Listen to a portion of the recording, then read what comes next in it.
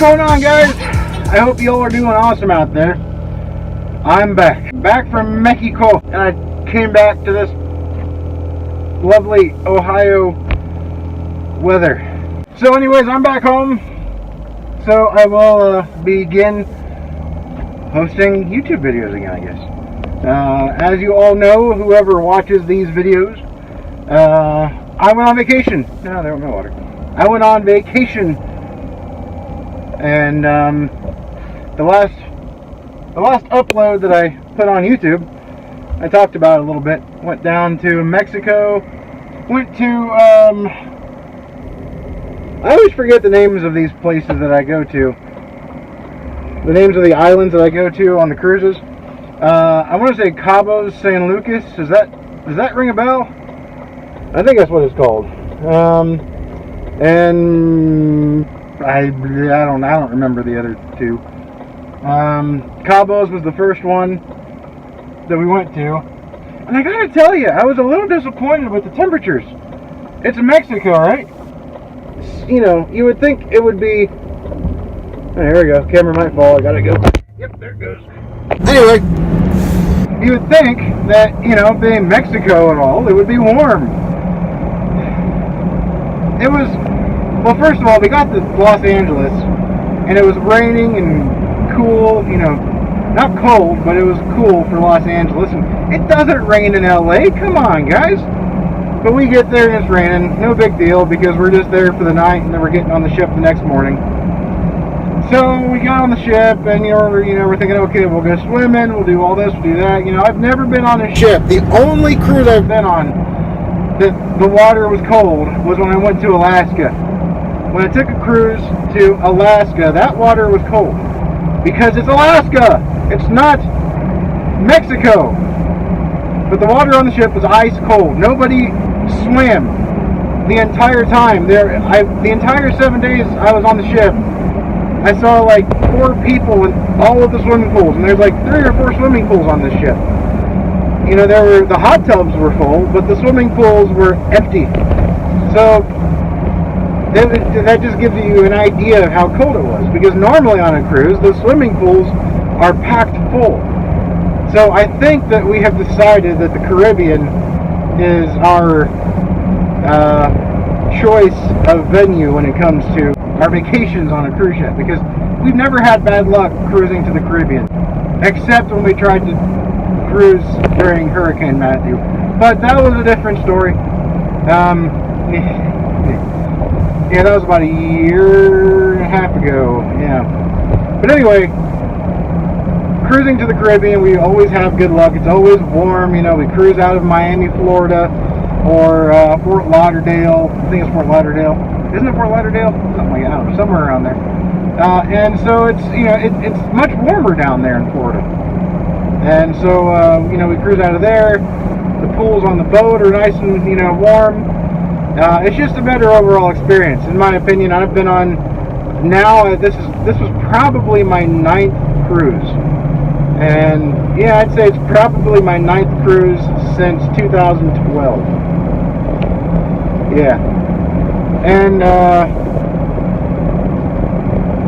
so you know, I've learned a little bit about where my favorite areas are to cruise to, and I've learned about the ports I like to cruise out of. You know, we've cruised out of New Orleans. That was a good one. We cruised out of New Orleans. That's the one where Ike Stevens talks about cruising out of. We've cruised out of New Orleans a couple of times. We've cruised out of Miami. We've cruised out of maybe Tampa. We've cruised out of I keep wanting to say Fort Lauderdale, but I don't think that's it. Somewhere else down there in Florida. We've cruised out of Manhattan, and that was the worst cruise terminal that I've ever cruised out of, was Manhattan. The car parking did not have any cover. It was all, your car was out in the elements the entire time. There was no covered parking there whatsoever, and it was the most expensive parking that we've ever dealt with. That was for Norwegian. I think Norwegian is the only one that cruises out of that port. But it's Manhattan, and you know, it was just a terrible, terrible experience. Also because it was pouring rain when we got there. Like I said, there's no covered parking, so I was drenched. And I like to know when I leave my car, you know, be it my Expedition or my wife's minivan, I like knowing that you know, it's going to be out of the elements for the next 7 days. It's not, I don't have to worry about, you know, bird crap. I don't have to worry about the weather, nothing. I just park it and it's in a garage for 7 days. You know, if I'm going to pay, which I think it was like over $100 to park in Manhattan. I think it was, most cruise ports is normal. Most cruise ports are something like, I don't know, $75 for the week. But Manhattan was over 100, if I remember right. And they were the only ones that left your car exposed to the elements. So it was just a poor experience, in my opinion. But anyway, you know, other than that, though, you know, this cruise that we were on was a decent cruise. But like I said, I think I can officially say that Mexico is not my favorite place to cruise to. It just, the waters are darker, you know, the waters aren't nearly as clear. I like that crystal clear blue, tropical looking water, you know, I like that with the white sand. That's my ideal cruise.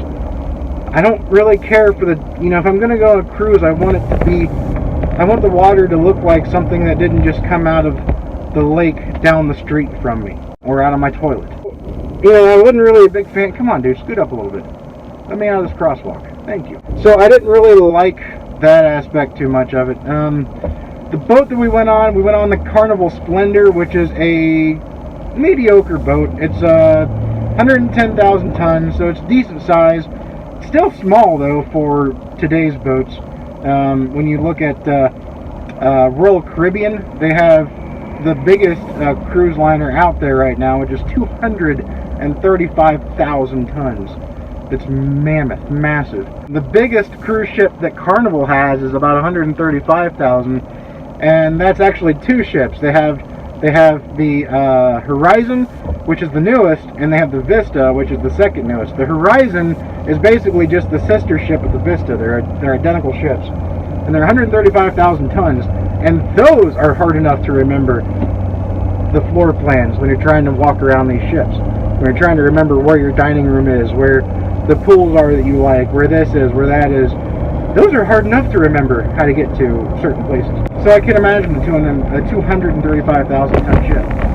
But anyway, you know, so we were on a 110,000 ton ship. It was an older boat. It was built, well, older in my opinion. It was built in 2008 and refurbished in 16. But my wife was on that boat before she met me, and we met in 2011, and she said the boat looked identical to her. So I don't know. You know, it's hard to tell what they actually refurbished, but I don't know. And I gotta say, the talent on that boat wasn't very good. You know, like the musical, the Broadway style musicals and stuff like that they have at night are usually spectacular. But on this one, the talent just seemed very subpar. It was not exceptional. It was not something you would expect on a cruise ship.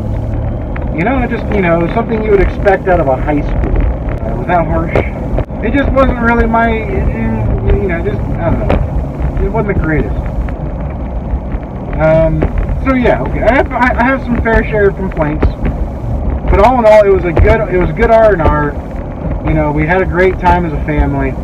On the day that we got back, we had a car rented for us in Los Angeles, so we could kind of see the sights that are all, you know, so popular in LA.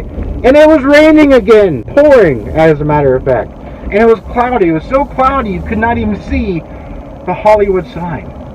We tried. So that was kind of a bummer. But, you know, it was a good time. Yeah, I keep saying that. It was a good time. Just a lot of money that we... but anyway, the car was kind of nicely rented. The car that we rented was a brand new car. A Mazda CX-5. It's kind of a fun little car to drive. Had, you know... had a responsive shifter, like one of those Manumatic 6-speed automatic transmissions that you just mean like a paddle shift kind of thing. Not a paddle shift, but you shift it with the stick down here. But you know, it was kind of neat. It was kind of fun to drive. So you know, I'll put some clips right here. It's already kind of a long video, but this will probably be one of my longer videos. I don't know. But I'm going to put some clips on here of the, you know, what we had. And I did a lot with the GoPro, which I'm going to edit on my computer. Which the GoPro isn't as good a quality as my iPhone. I just like it for the wide angle lens. And it's harder to edit because it just takes longer on the computer than it does on my iPhone. But it's an older GoPro. It's a GoPro Hero 3. But I do have a goal in mind. If I my wife just texted me if I left yet, and I'm sitting in the driveway. If I've set a weight loss goal for myself, which I just left the gym. That's where I was leaving from. My weight loss goal. When I get to my weight loss goal, I have reserved the right to buy a brand new GoPro Hero 6 or whatever is out at that time. Maybe a GoPro 10 will be out by then. So who knows? But I'm gonna go get off here. I'm gonna put some clips up here so you all can see some of the footage I took with the phone. And yeah, you'll have a good day. We'll talk to you guys later. Be safe out there. McKinley, say hi. Hi.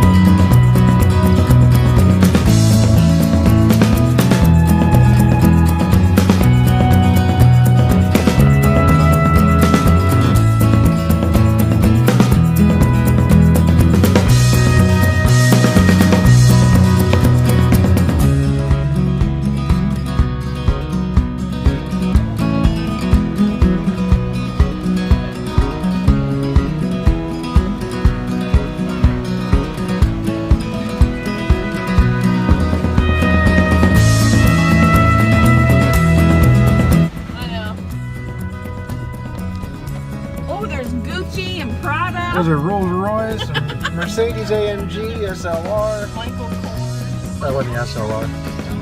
That was GTR.